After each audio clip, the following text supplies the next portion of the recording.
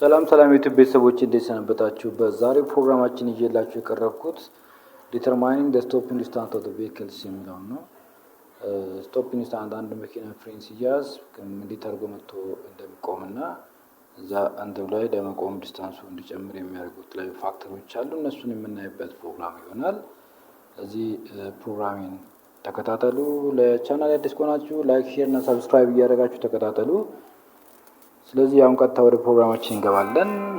ስቶፒንግ ዲስታንስ ማለት ምን ማለት ነው? When brakes are applied to the moving vehicles, the distance it travels before stopping is called stopping distance. ምሳሌ አንድ መኪና እየተንቀሳቀሰ ፍሬን ሲያዝ ለመቆም የሚጓዝበት ዲስታንስ ምን ይባላል? ስቶፒንግ ዲስታንስ ይባላል። ስለዚህ ያን ስቶፒንግ ዲስታንስ ካልኩሌት ለማድረግ ደግሞ የምንጠቀምባቸው ፎርሙላዎች አሉ።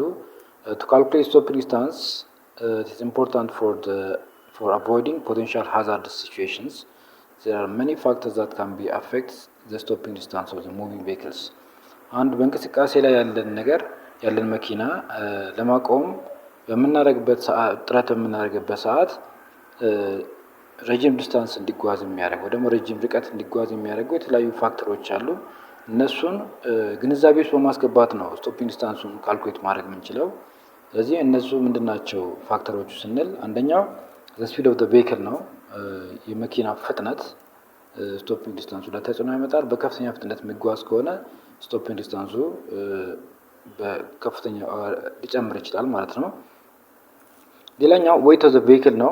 ትልቅ መኪናና ትንሽ መኪናን ኮንሲደር ብናደርግ ትንሹ መኪና በቀላሉ ተቆጣጥረን ልናቆመው እንችላለን። ትልቁ መኪና ግን ተንሸራቶ ከፍተኛ ዲስታንስ በመጓዝ አደጋ ሊፈጥርብን ይችላል ማለት ነው። ሌላኛው ሮድ ኮንዲሽን ነው። ሮድ ኮንዲሽን ላይ ስንመጣ የተገነባው መንገድ ከፍተኛ የሆነ ፍሪክሽን ያለው ከሆነ መኪናው በቀላሉ ሊቆም ይችላል። ነገር ግን ስሙዝ ከሆነ ተንሸራቶ ሄዶ በፊት ለፊት ያለው ነገር ሊገጭ ይችላል፣ አደጋ ሊያደርስ ይችላል። ያ ማለት ደግሞ ስቶፒንግ ዲስታንሱ ጨመረ ማለት ነው። the other one is a vehicle's braking condition. vehicle's braking condition የመኪናው የፍሬን አሰራር ራሱ ስቶፒንግ ዲስታንሱ ላይ ተጽዕኖ ያመጣል። ሌላኛው ብሬኪንግ ቴክኖሎጂ እንደ ቬሂክልስ አንዳንድ መኪኖች በጣም በከፍተኛ ሁኔታ ፍሬናቸው የሚሰራ አለ። ሌሎቹ ደግሞ እንደ የድሮ መኪኖችን ብናይ ፍሬናቸው በተባለበት ሰዓት ላይ ላይቆሙ ይችላሉ ማለት ነው። ስለዚህ ብሬኪንግ ቴክኖሎጂ አፕላይ በማድረግ ዘመናዊ የሆነ ቴክኖሎጂን በመጠቀም የምንፈልገው ዲስታንስ ላይ ለማቆም የምንችልባቸው ኬዞች አሉ ማለት ነው። የመጨረሻው አፌክት የሚያደርጉ ታይር ኮንዲሽን ነው። የመኪናው ጎማ ያለቀና ያላለቀ ከሆነ አሁንም ስቶፒንግ ዲስታንሱ ላይ ተጽዕኖ ያመጣል።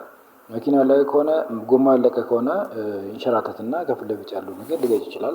ስለዚህ ስቶፒንግ ዲስታንሱ ጨመረ ማለት ደግሞ አደጋ ተፈጠረ ማለት ነው። ስለዚህ እንዴት ነው ስቶፒንግ ዲስታንስን ካልኩሌት ማድረግ የምንችለው ወደሚለው ስንመጣ ስቶፒንግ ዲስታንስ ካልኩሌት ለማድረግ የመጀመሪያው ብሬኪንግ ዲስታንስን ካልኩሌት ማድረግ ያስፈልጋል። ብሬኪንግ ዲስታንስ ማለት ፍሬን ሲያዝ መኪናው ፍሬን ከተያዘ በኋላ የተንሸራተተ የሚሄድበት ዲስታንስ ብሬኪንግ ዲስታንስ ነው። ያን ብሬኪንግ ዲስታንስ ደግሞ ካልኩሌት ለማድረግ ቬሎሲቲ ስኩዌር ኦቨር 2 ታይምስ አክሰለሬሽን ማድረግ እንችላለን። ሌላኛው ደግሞ ቬሎሲቲ ስኩዌር ኦቨር 2 ታይምስ ኮኤፊሺየንት ኦፍ ፍሪክሽን ታይምስ ግራቪቲ አድርገን ካልኩሌት ማድረግ እንችላለን። ኮኤፊሺየንት ኦፍ ፍሪክሽን ኮንሲደር አድርገን ካልኩሌት የምናደርገው አለ። አክሰለሬሽን ብቻ ኮንሲደር አድርገን ካልኩሌት የምናደርገው ፎርሙላ ብሬኪንግ ዲስታንስ፣ በሁለቱም ፎርሙላ ካልኩሌት ማድረግ ይቻላል ማለት ነው። ስለዚህ ስቶፒንግ ዲስታንስ ስንል ስቶፒንግ ዲስታንስ የማንና የማን ድምር ነው ብለን ስናስብ የሪያክሽን ዲስታንስ እና የብሬኪንግ ዲስታንስ ድምር ነው ማለት ነው። አንድ ሾፌር መኪና እየነዳ በፍጥነት እየነዳ ከፊት ለፊት ሳያስበው አንድ እንስሳ ቢገባ ያን ፍሬን ለመያዝ ወዲያው ላይዝ ይችላል። ጀስት ምን ያስፈልጋል? ሪያክሽን ታይም አለው። ስለዚህ ሪያክሽን ታይም ካለ ደግሞ መኪናው ቆሞ ስለማይጠብቅ በእንቅስቃሴ ላይ ይሆናል። ሪያክሽን ዲስታንስ ይኖረዋል ማለት ነው። ስለዚህ ሪያክሽን ዲስታንስ የተወሰነ ሪያክት የሚያደርግባት ዲስታንስ ይጓዝና ከዛ ቀጥሎ ነው ፍሬኑን መያዝ የሚጀምረው ማለት ነው። ስለዚህ ስቶፒንግ ዲስታንስ የሁለቱ ድምር ነው ማለት ነው። ሪያክሽን ዲስታንስ ሲደመር ብሬኪንግ ዲስታንስ ይሆናል። ሁለቱ ሲደመሩ ነው። ሪያክሽን ዲስታንሱ እንዴት ነው ካልኩሌት የምናደርገው? ሪያክሽን ዲስታንስ ካልኩሌት ለማድረግ ኢኒሻል ቬሎሲቲ ታይምስ ቲ አድርገን ካልኩሌት ማድረግ እንችላለን። ቅድም እንዳልኳችሁ ብሬኪንግ ዲስታንስ ደግሞ ቬሎሲቲ ስኩዌር ኦቨር 2 ታይምስ ኮኤፊሺየንት ኦፍ ግራቪቲ አድርገን ካልኩሌት ማድረግ እንችላለን። ሁለቱ በአጠቃላይ አንድ ላይ ሲደመሩ ምን ይሰጣሉ? ስቶፒንግ ዲስታንስን ይሰጣሉ ማለት ነው። ስቶፒንግ ዲስታንስ ይሄ መኪና ከፊት ለፊት ያለውን እንስሳ ሳይገጭ ሊቆም የሚችለው ምን ያክል ዲስታንስ ከተጓዘ በኋላ ነው የሚለውን ካልኩሌት ማድረግ እንችላለን። ያ ማለት ምን ይባላል? ስቶፒንግ ዲስታንስ ይባላል። ከፊት ለፊት ይቆማል። ከዛ ከፊት ያለውን ድንገት የገባበትን እንስሳ ማዳን የሚችለው ምን ያክል ዲስታንስ ከተጓዘ በኋላ ነው የሚለውን ካልኩሌት ማድረጊያ ፎርሙላ ማለት ነው። ስለዚህ ስቶፒንግ ዲስታንስ which is equals to the reaction distance plus braking distance ይሆናል።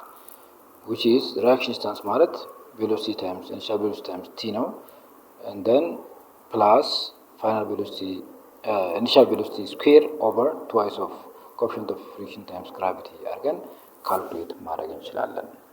this is now the stopping distance mean. Stopping distance is very important. So this is all about topic about graphical representation of uniformly accelerated motion እናያለን። እሱን በሚቀጥለው ቶፒካችን ፕሮግራማችን እናያለን። እስከዛው መልካም ጊዜ ቻው።